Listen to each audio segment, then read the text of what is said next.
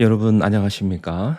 오늘 함께 하실 하나님 말씀은 마태복음 24장 3절로 5절까지 말씀입니다.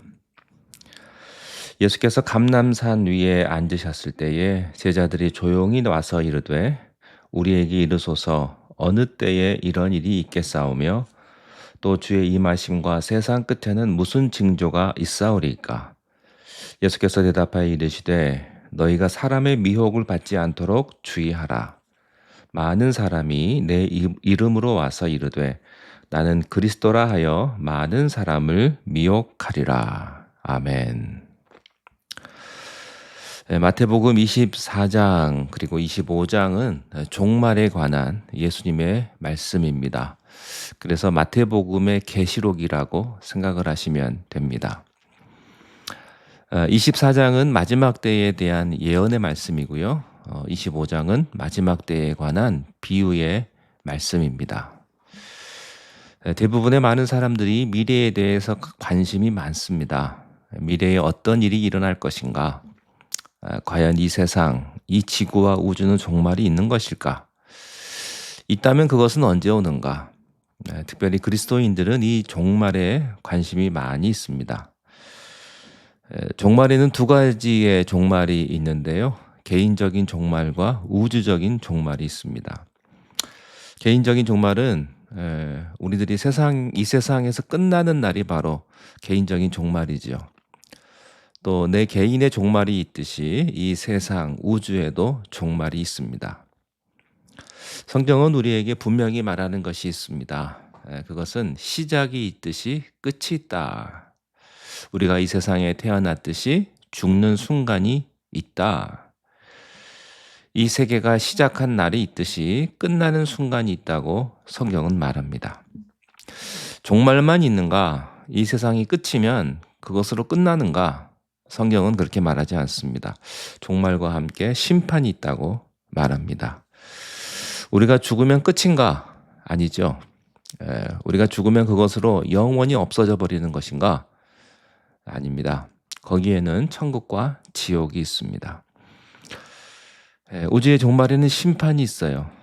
특별히 이 우주의 종말과 예수님의 재림은 깊은 관계가 있습니다.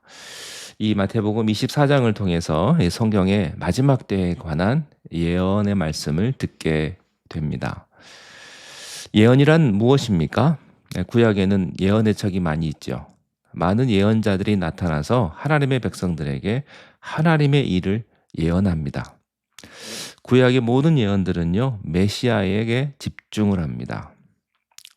또 신약의 예언이 많이 있습니다. 이 신약의 예언은 어디에 집중을 합니까? 다시 오실 메시아, 앞으로 재림하실 예수 그리스도에 대한 예언들로 가득 차 있습니다. 그래서 성경은 예언의 책이라고 해도 과언이 아닙니다. 그렇기 때문에 이 예언을 연구하는 것이 아주 중요한데요. 문제는 이 예언을 두렵고 떨림으로 경건한 말씀으로 경건한 마음으로 성경을 중심으로 예수 그리스도를 중심으로 이 예언을 묵상해야 한다는 사실입니다. 베드로후서 1장에 예언에 대한 태도를 말씀해 주셨는데요. 먼저 알 것은 성경의 모든 예언은 사사로이 풀 것이 아니다.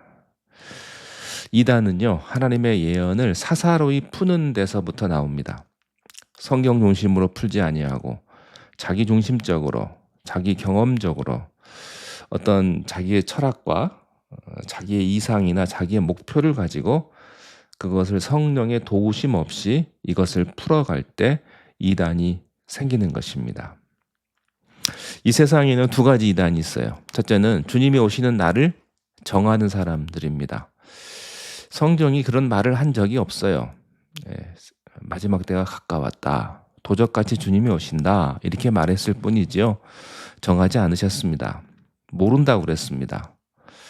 또 하나의 이단이 있어요. 그것이 이게 정반대의 이단인데요. 마지막 때란 없다. 주님의 재림은 없다.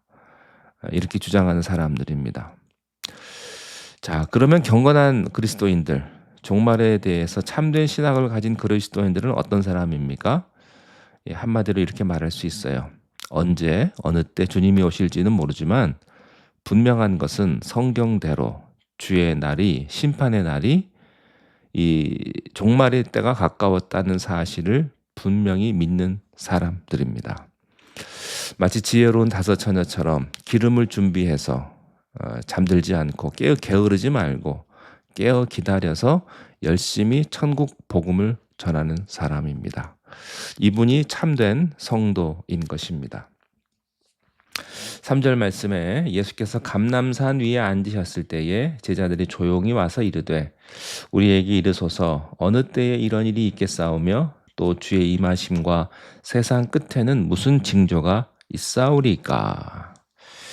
예수님께서 감람산 예루살렘 동편 산에 오르셔서 예루살렘을 바라보고 계셨습니다. 이때 제자들이 그 예수님 앞에 조용히 왔다고 기록하고 있습니다.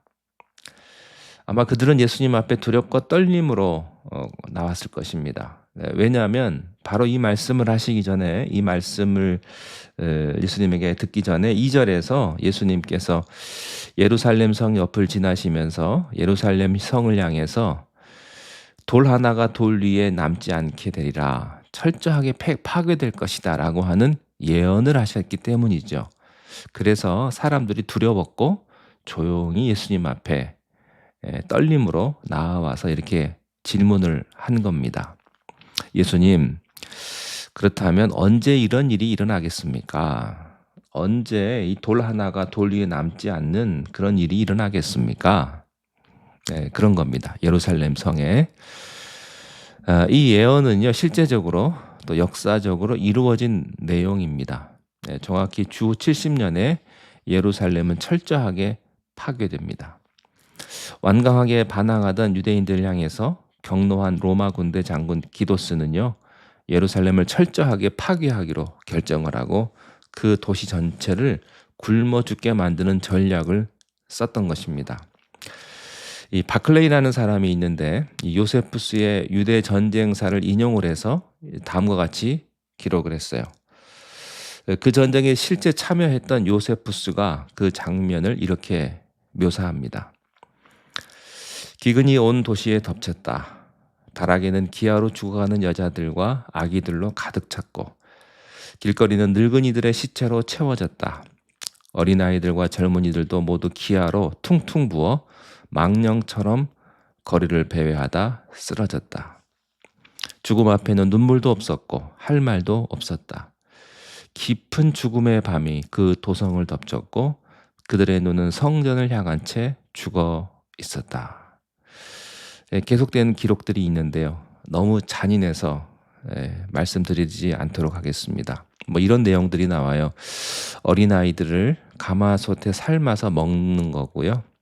그런 것들이 나오고 너무 배가 고파서 이 사람을 뜯어먹는 그런 끔찍한 일이 주후 70년에 있었습니다.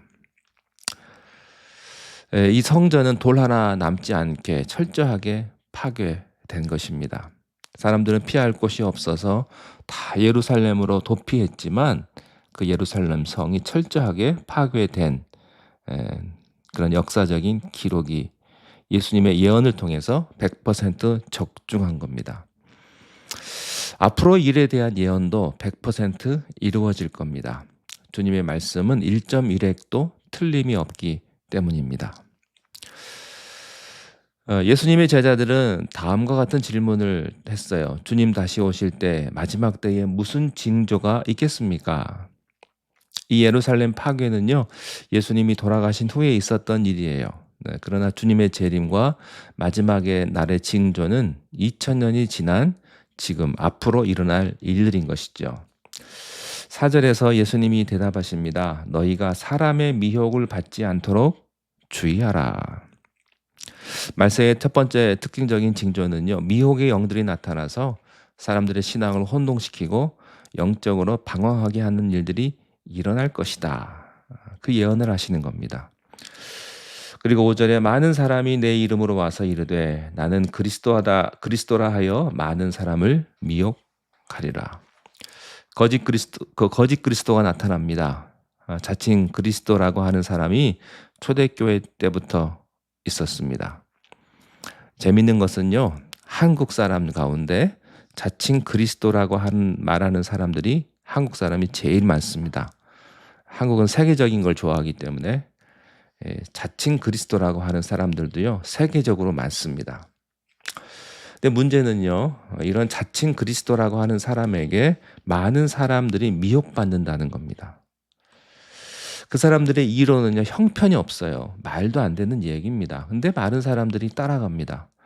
교회 집사, 장로, 심지어는 목사도 따라갑니다. 통일교 쫓아가는 목사가 얼마나 많은지 아십니까? 무엇을 의미합니까? 말세에는 미혹의 영이 가득하다는 겁니다. 여러분도요, 자신만만하지 마십시오. 이단은요, 예수 안 믿는 사람이 따라가는 게 아니라 믿는 사람이 따라갑니다.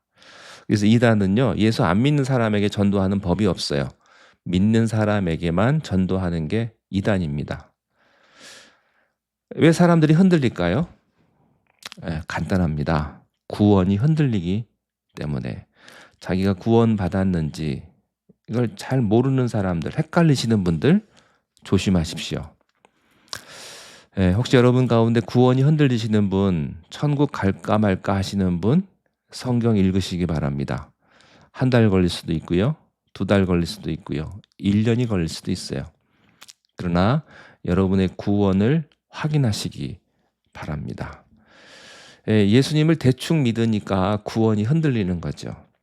여러분 말세에는 더욱더 분명하게 믿음을 가지고 믿음 생활할 수 있기를 주님의 이름으로 축원합니다. 어떤 미혹한 세력이 여러분들 앞에 나타난다 할지라도 흔들리지 않는 믿음으로 말씀대로 살아가시는 여러분 되시기를 바랍니다. 기도하겠습니다. 하나님 아버지, 말세에는 미혹해 하는 영들이 나타난다고 하셨는데 우리가 어떤 경우에도 미혹하게 하는 영 앞에서 흔들리지 않게 하시고 참 믿음을 가지고 주님 앞에 믿음 생활할 수 있는 우리가 되게 인도하여 주시옵소서.